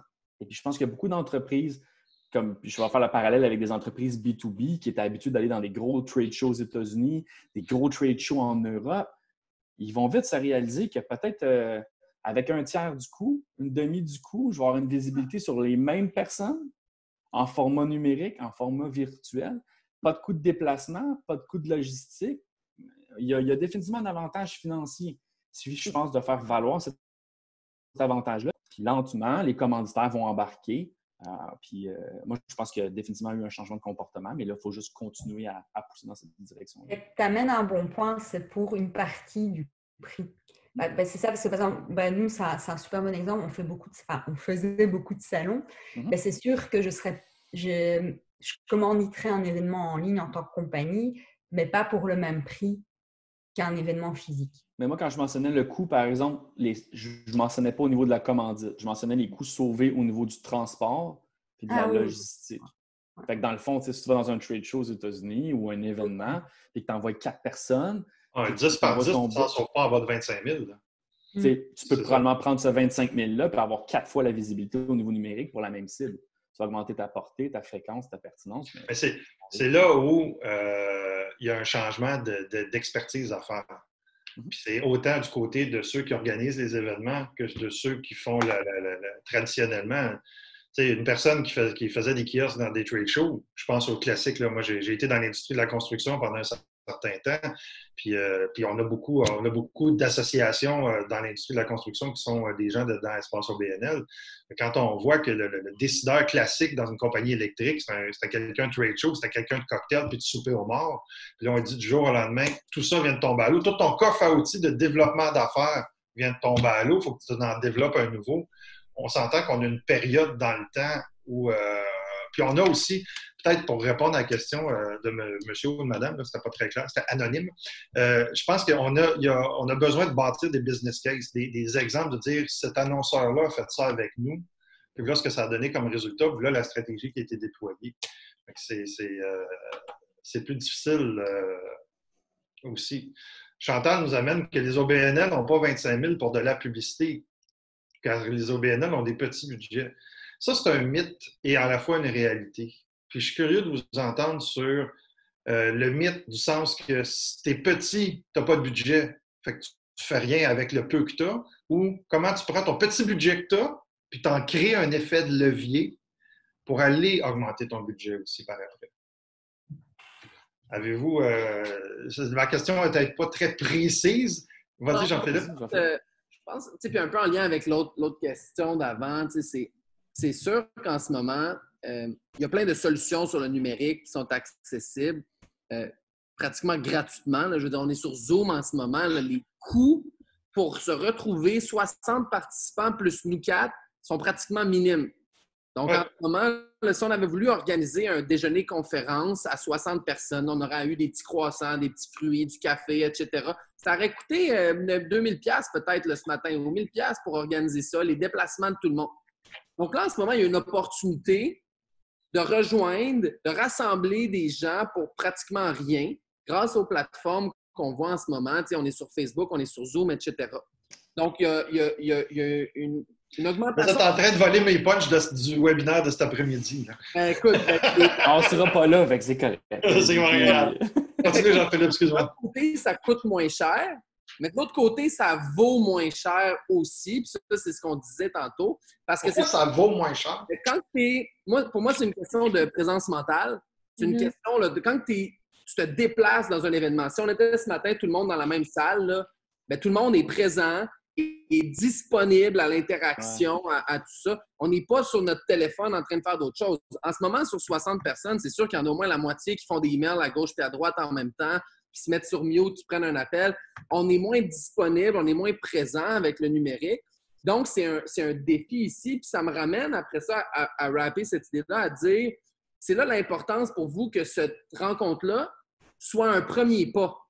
Donc, comment que je suis capable d'aller chercher un courriel pour relancer par la suite la personne qui est intéressée, puis là, peut-être booker un appel de 30 minutes, one-on-one, où est-ce que là, je vais avoir une disponibilité constante. Donc, l'équivalent de « je te donne ma carte d'affaires, on s'appelle », mais là, il faut le faire au niveau numérique. C'est facile de l'oublier parce qu'on ne vide pas nos poches à la fin de la journée puis on voit des cartes. C'est comment? C'est vrai, Alexandre, fallait que je le rappelle. Donc, il faut se mettre une discipline de relancer notre monde. Mais donc, l'opportunité, elle est là, puis elle coûte presque rien. Donc, il faut juste se discipliner, se faire un plan d'action, puis passer à l'action. Mais je suis curieux parce que tu as dit que ça vaut moins cher, mais en réalité, moi, un des arguments que j'amène avec les commanditaires et les propriétés, c'est qu'il y a une durée plus longue dans le temps. Le webinaire qu'on fait aujourd'hui, on va l'amener sur des plateformes numériques. En termes d'exposition et en termes de gens qui vont le voir, ça va exploser par rapport à juste ceux qui sont présents dans un événement, les 30 personnes qui ont assisté à la conférence. Fait que le type de valeur, mais plus d'intimité, moins d'intimité, mais tu as raison qu'après, si on regarde, là, par exemple, il y a un petit logo, là, Espace OBNL, là, sur l'écran. Là, on est 4 personnes plus un logo. Mais depuis 1 heure 8 minutes, ça aurait pu être le logo d'un commanditaire qui était là. Puis on aurait pu dire merci à tel commanditaire. Donc, tu sais, il y a des opportunités qu'on peut saisir. Puis tu as raison tout à fait que ça a une pérennité. Mais Alexandre, vas-y donc. Mais je pense aussi que, tu sais, au niveau numérique, il y a souvent des problèmes de fréquence. OK? Donc, dans le fond, tu vas payer pour une commandite, puis oui, tu vas avoir ton logo. Il va être là pendant 1 heure, mais il n'y a plus rien qui se passe avec ça. OK? Puis je pense que les gens qui vont être capables de mettre en place un package un petit peu plus complet pour avoir des accès à des cibles et des audiences plus distinctes, plus précises, puis sur un laps de temps plus long, moi, je pense que c'est eux qui vont gagner. OK? Tu sais, des exemples, par exemple, là, ça va être hyper non OBNL, mais un Ricardo de ce monde, là, qui a une communauté, un following de gens qui aiment la cuisine, là, ça vaut de l'or parce qu'ils sont capables de packager quelque chose de très précis que les gens vont payer pour avoir accès. Fait que si Espace OBNL ou n'importe quelle autre association qui fait partie de votre regroupement, si vous êtes capable de monétiser, de marchandiser, dans le fond, l'accès à vos audiences sur un laps de temps plus long que juste une fois, je pense que c'est là que ça prend de la valeur. C'est là qu'une entreprise, peut-être comme Pertinence Média ou les autres entreprises qui sont là ici, vont être prêtes à investir de l'argent pour dire, bien, je vais faire partie, moi aussi, de cette communauté-là, de cette audience-là. Moi aussi, je vais aller ajouter de la valeur. Puis là, naturellement, on peut commencer à faire des affaires, mais il faut que ça se fasse sur plus que juste un point sporadique. Et peut-être juste pour aussi d'y aller vers le commentaire sur le 25 000, un des avantages du numérique, c'est l'aspect, mais selon moi, c'est l'aspect monétaire. Tantôt, je pense que c'est Jean-Philippe qui mentionnait que faire de la télévision, là, faire de la radio, ça prend un gros budget, ça prend un bon budget. Le numérique, là, on peut faire une campagne pour 50 $. Puis après ça, bien, si ça marche, on dit, regarde, pour 50 $, voici ce que j'ai eu comme résultat. J'ai eu un retour sur investissement, un return on ad spend de 4. Fait que j'ai généré 200 $. Bien, donne-moi-en donc 1000, moi, t'en généré 4000. Puis quand je vais avoir généré 4000, bien, donne-moi-en donc 16, etc. C'est ce que je disais en début de rencontre, c'est l'élément d'investissement.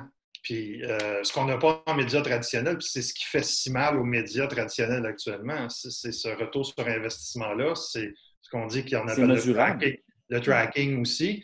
Puis c'est aussi l'élément de performance. On appelle ça, tu sais, c'est du pay-per-click, c'est du média à la performance.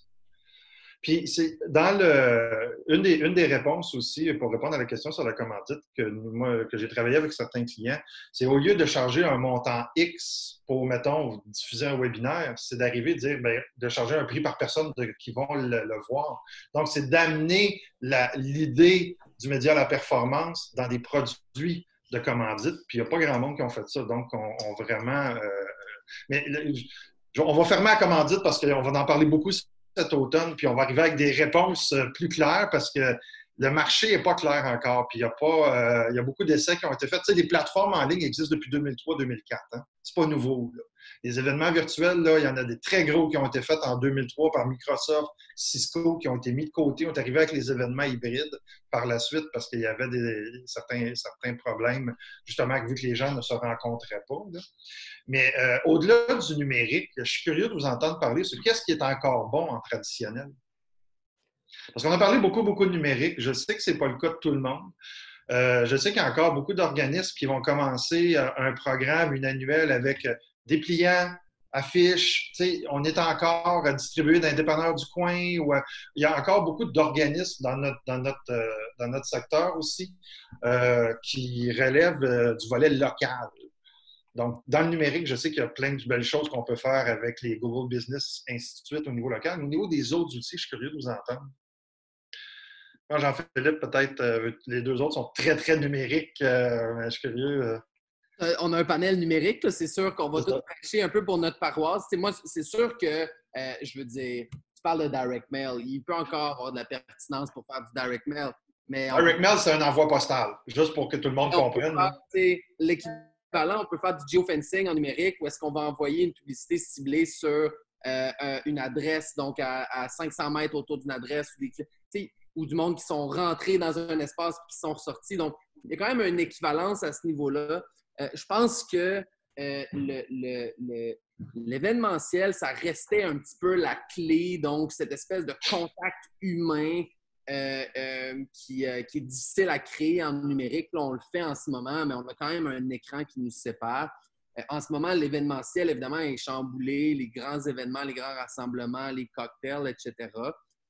Et à ce niveau-là, je pense que j'avais une discussion avec une amie au Canadien de Montréal, dans le groupe FX, tout ça. Puis la notion d'intimité. Puis ça, c'est quelque chose qu'on peut offrir. Donc, si je suis dans une organisation quelconque, là, je vais reprendre mon plein air tantôt, puis qu'on a quelqu'un dans notre organisation, dans notre entourage, qui a une très grande valeur ou que beaucoup de monde aimerait rencontrer, par exemple. Donc, si je suis le Canadien de Montréal, là, un joueur de hockey, exemple, mais si je suis n'importe quelle autre organisation, bien, quelqu'un qui a un certain capital, mais comment on peut utiliser le numérique pour créer donc un rapport d'intimité? Donc, avoir peut-être un concours ou une chance de parler one-on-one avec cette personne-là pendant 15-20 minutes. Donc, c'est un des outils qu'on peut utiliser pour remplacer cette espèce de facteur humain en traditionnel. Mais à ce niveau-là, ça reste que moi, je pense que le numérique performe mieux. Puis c'est pour ça que c'est ce qu'on suggère à nos clients. Puis je pense que c'est le moment ou jamais de se lancer puis d'essayer d'avoir une démarche un peu plus structurée puis avec une vision long terme. Et si je peux rajouter quelque chose à ça. S'il vous plaît. Tout à l'heure, on parlait aussi beaucoup de faire des tests AB, des choses comme ça. La beauté du numérique aussi, c'est l'espèce d'agilité. Je donne un exemple. On lance une campagne Facebook Ads. On voit que finalement, ça ne performe pas ou quoi que ce soit. En 2-3 clics, on peut tout de suite la modifier puis l'ajuster pour obtenir d'autres résultats. En traditionnel, une fois qu'on a imprimé les affiches, une fois que les publicités sont diffusées à la télé ou peu importe, c'est quand même très compliqué de se réajuster pendant la campagne. Alexandre, as-tu quelque chose à moi, ajouter? Peut-être juste dire, moi, je pense qu'un n'en remplace pas l'autre. Tu peux faire du numérique, tu peux faire du traditionnel. Si les deux sont alignés, pour moi, les deux font du sens. Fait que si vous avez le goût de continuer à faire des pamphlets qui sont distribués dans le dépanneur du coin, bien, faites-le. Mais je pense que de faire ça puis de dire c'est à cause de cette initiative-là que je ne ferai pas du numérique, ça, c'est une erreur. Okay? Ça, c'est important, oui. Oui, continuez à faire ce que pour vous a fonctionné dans le passé, si c'est encore pertinent de le faire. Mais venez vraiment bonifier l'aspect numérique parce que ça, on s'entend, le numérique, ce n'est pas une mode. Donc, ça ne va pas s'en aller. Donc, il faut vraiment s'habituer à aussi modifier son modèle d'affaires puis de faire des tests puis d'essayer. J'ai tellement entendu ça souvent il y a 7-8 ans. Là. J'ai tellement entendu ça souvent que c'était une mode, puis que Facebook, c'était une affaire de jeunes, puis que ça allait passer, puis qu'on n'entendrait plus parler. Là. Je veux d'ailleurs vous entendre sur... vous vivez dans les 3 cas des clients qui sont plus ou moins résistants. Nous, notre clientèle, c'est beaucoup des DG qui doivent présenter des projets à des conseils d'administration. Ces conseils d'administration-là n'ont pas tous nécessairement une culture numérique ou une culture publicitaire très, très avancée. C'est des gens qui sont souvent pleins de bonnes intentions, mais qu'est-ce que vous avez comme outil pour peut-être faciliter cette transition d'information-là puis ce pitch-là? Je pense que le rôle d'un conseil d'administration, ça reste un rôle de gouvernance. Le but, ce n'est pas de rentrer dans le micromanagement. Je pense que du côté d'un ou d'une directrice générale, c'est de montrer qu'il y a une démarche qui a été faite, qu'il y a un objectif qui est clair, qu'il y a une démarche. Souvent, là-dedans, ça peut être très rassurant pour un board aussi de voir qu'un spécialiste a été consulté, surtout quand vient le temps de choisir une plateforme ou autre. Donc, on a fait notre démarche, on a fait notre due diligence. Voici les raisons pour lesquelles on décide d'aller de l'avant avec ça. Puis surtout, voici le reporting qu'on va être capable de vous donner. Donc, au prochain CA, on va être capable de vous revenir avec des indicateurs de performance sur ça, ça. Puis moi, si je suis dans une position où je suis assis sur un board, Ben écoute, si je suis pas d'accord, je peux quand même le dire, mais la démarche est bien faite. Il y a des outils de mesure. Donc, après ça, il faut faire confiance à l'organisation qui vont avancer là-dedans. Là. Tu sais, je pense que si vous faites... en fait, ouais, ça fait le tour un peu. Là. Je pense que si la démarche est bonne et que les indicateurs de performance sont clairs, là-dessus, dans le fond, je pourrais peut-être rajouter, c'est facile d'avoir des chiffres dans le numérique pour s'assurer de trouver les bons. Oui. Parce qu'il y en a tellement de chiffres. On peut avoir des chiffres pour toutes. Mais c'est lesquels, là, les 1, 2 ou 3 chiffres qui sont vraiment importants pour vous. Puis il faut focuser juste là-dessus. Parce qu'il y a des métriques de vanité, il y en a plein. Là. Combien de fans sur Facebook, combien ci, combien ça. Ça vaut rien. C'est quoi les chiffres qui comptent? Puis il ne faut pas se leurrer en regardant d'autres chiffres qui vont bien si ceux-là ne vont pas bien. C'est là-dessus qu'il faut focuser. Actionnable, mesurable, puis aligné avec les besoins d'affaires. Si on prend ces métriques-là, habituellement, c'est ce qui... Actionnable, ça veut dire quoi? Ça veut dire qu'on peut prendre des décisions d'affaires basées sur ces données-là. Donc, tantôt, Jean-Philippe mentionnait des métriques de vanité. Le nombre de fans Facebook, c'est plus ou moins intéressant. Donc, à quel point ils convertissent et puis c'est tout c'est le terme d'engagement qu'on entend souvent, là, à quel point ça commente, ça like, puis ça repartage. Oui, mais je pense aussi, si on revient à la notion de CA, c'est super important d'arriver préparé. Préparé avec un modèle d'affaires, préparé avec, comme je disais tantôt, nous, on veut accomplir ceci, on veut vendre plus de billets en ligne. Présentement, on est à 50 billets par semaine. On aimerait ça arriver à 200 billets par semaine. Voici comment on croit s'y rendre en numérique. Voici combien d'argent ça va nous prendre. Voici comment on va le mesurer. Puis d'après ça, d'itérer, tester. Puis si c'est bien présenté, que ce soit du numérique ou de la pub télé ou une autre approche d'affaires, ça ne change rien. Le but, à la fin de la journée d'une organisation, c'est d'arriver à son but, à ce qu'elle veut accomplir. Puis quand c'est présenté, packagé d'une bonne façon à un CA, CA devrait être en mesure de comprendre que c'est bien fait et d'accepter la proposition. Effectivement. Quelqu'un qui parle d'objectifs SMART, effectivement, ça c'est un classique, mais malheureusement, on ne met pas en place assez souvent. On s'entend. D'ailleurs, je trouve ça intéressant tout ce que vous dites parce qu'on a mis en place un campus de formation numérique avec la collaboration de la Fusée depuis. On a eu nos premières formations cet automne. Ce printemps, on va en avoir une série cet automne. Puis ça va être. Je profite d'en parler parce que c'est le premier problème. Ce que tu viens de dire là nécessite un gestionnaire qui se doit d'être moindrement formé pour comprendre les réalités et être capable de dire les outils qu'on veut utiliser puis faire des choix. C'est sûr qu'il y a du service conseil d'agence qui est possible d'avoir. Vous en êtes la preuve, mais dans beaucoup de cas, ça vient rajouter, surtout dans des plus petites organisations, on essaie de faire beaucoup de choses à l'interne, ça vient rajouter une structure de coût qui, des fois, est difficile. Oui, mais parenthèse sur ça, des fois, dépenser un peu d'argent avec une agence ou un expert de votre région, ça vient d'en sauver beaucoup à la fin. Il ne faut pas négliger ça.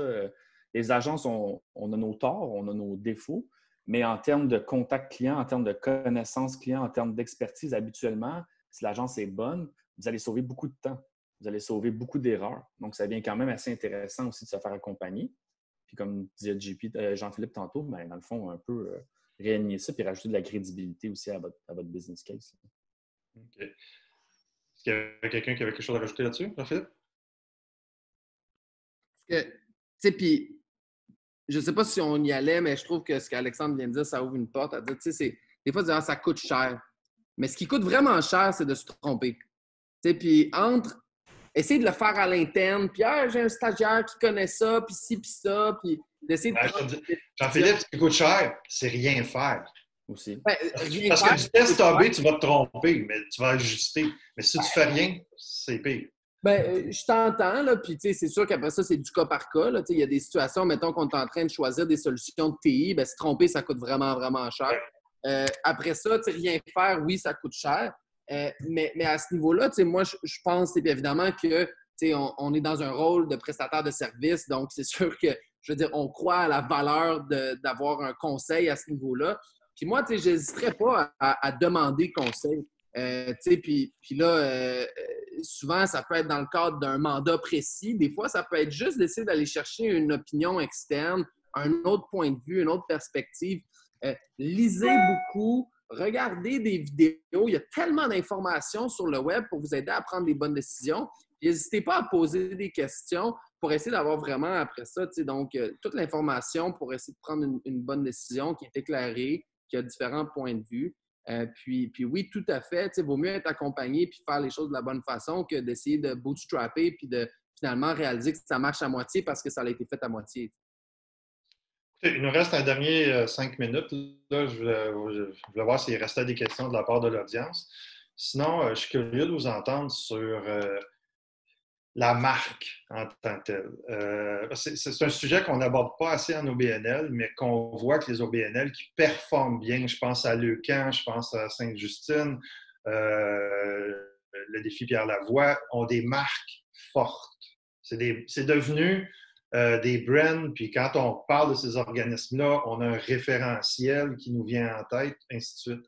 J'aimerais vous entendre sur ce qu'on peut faire pour, sans nécessairement réinvestir ou se redéfinir, mais des choses un peu plus au quotidien pour améliorer notre marque puis améliorer sa portée, qui vont améliorer aussi les résultats par le fait même. Alexandra, tu veux-tu dire quelque chose là-dessus? Ah oui, le fameux micro qu'on oublie toujours. Oui, je t'avouerais très honnêtement que moi, l'aspect marque et tout, c'est peut-être moins mon dada. Là. Enfin, c'est moins ma spécialité. Enfin, oui, dans le temps, en agence, j'en ai fait un peu, mais c'est pas... Moi, c'est plus l'aspect chiffres, puis c'est ça. Vas-y, Alexandre. Ah, ben, moi aussi, je ne suis pas très marque, mais Jean-Philippe! Pareil, j'ai quelque chose à dire quand même. Je vais essayer de dire quelque chose, OK? Mais, puis on va mettre ça très concret. Nous, là, concrètement, si on essaie de faire des campagnes, par exemple, orientées très, très, très, très conversion, là, achète des billets, mais qu'on n'a pas pensé à créer des campagnes d'awareness et de brand au début, avant, donc ça crée des problèmes, même au niveau numérique. Donc, d'investir dans sa marque, c'est important. Et investir dans sa marque au niveau numérique, c'est encore plus important parce que sinon, vos conversions vont en souffrir. Donc, je suis d'accord avec ton point. Si je ramène ça, donc, quand on fait, mettons, des actions de publicité numérique, pas juste faire des actions qu'on appelle promotionnelles qui impliquent une vente de quelque chose, mais travailler des messages, puis travailler des pièces de contenu qui vont parler de l'organisation au sens plus large, sur ses retombées, sur sa mission, sur ce qu'elle est.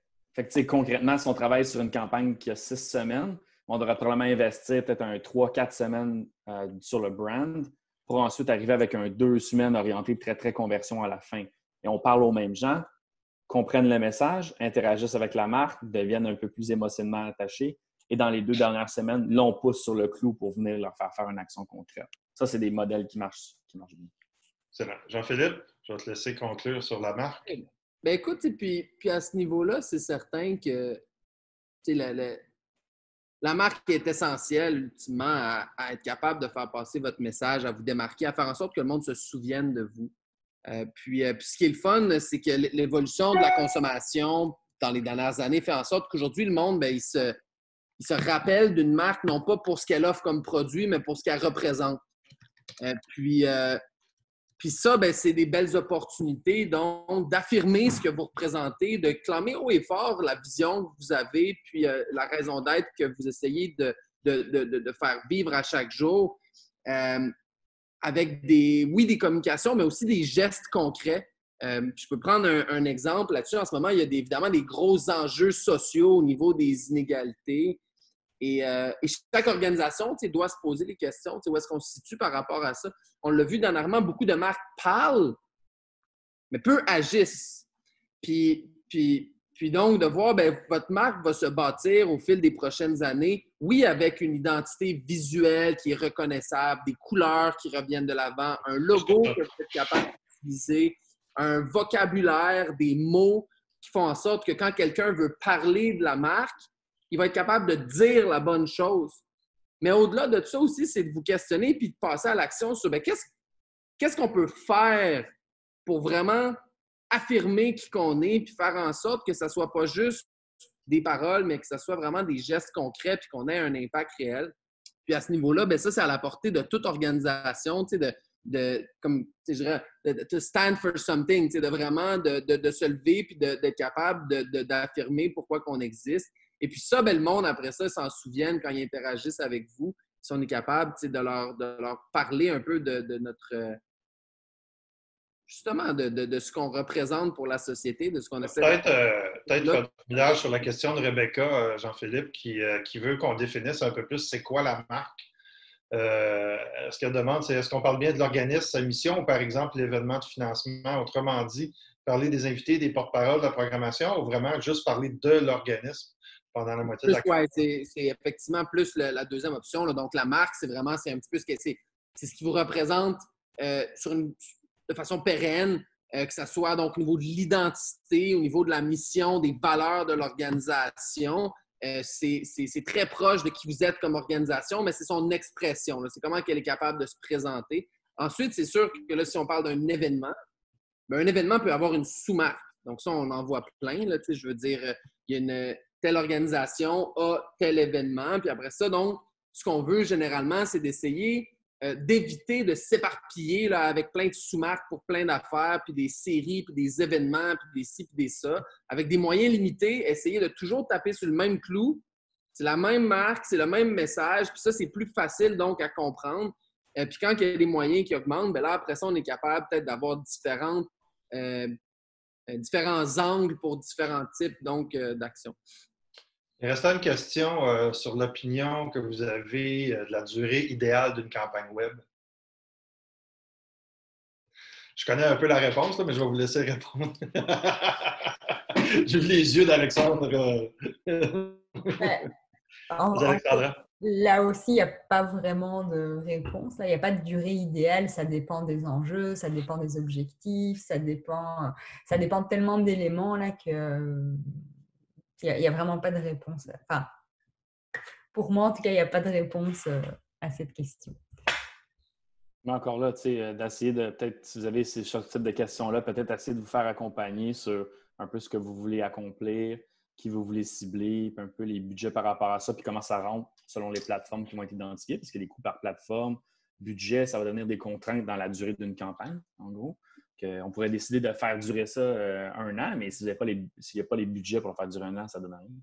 Et d'après ça, je pense de prendre l'approche, au lieu d'avoir une durée ferme, d'y aller avec, comme je disais tantôt, vraiment une approche plus itérative. Dire, OK, on commence avec un 2 semaines, voici le budget qu'on a pour un 2 semaines.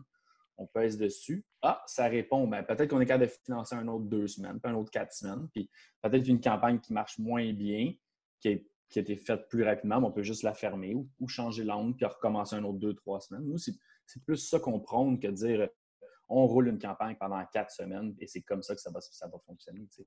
Au niveau numérique, je pense qu'on a le droit puis on a le devoir de s'adapter puis de s'améliorer tout le temps.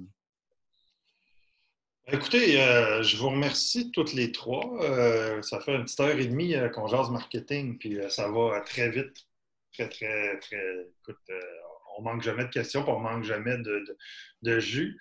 Donc, Alexandra, Actito, vous faites de l'automatisation marketing. Alexandre, chez Pertinence Média, c'est du service conseil en marketing numérique. Jean-Philippe, République, on définit ça comment?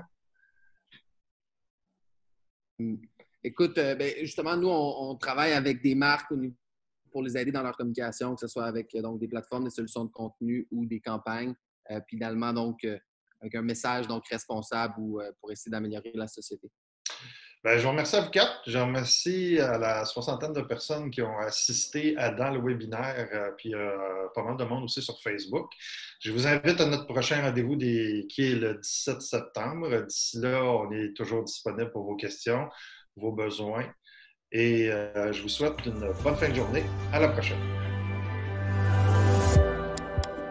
Puisque vous avez visionné notre vidéo jusqu'à la toute fin, nous vous invitons à visiter notre compte YouTube pour du nouveau contenu à tous les mois.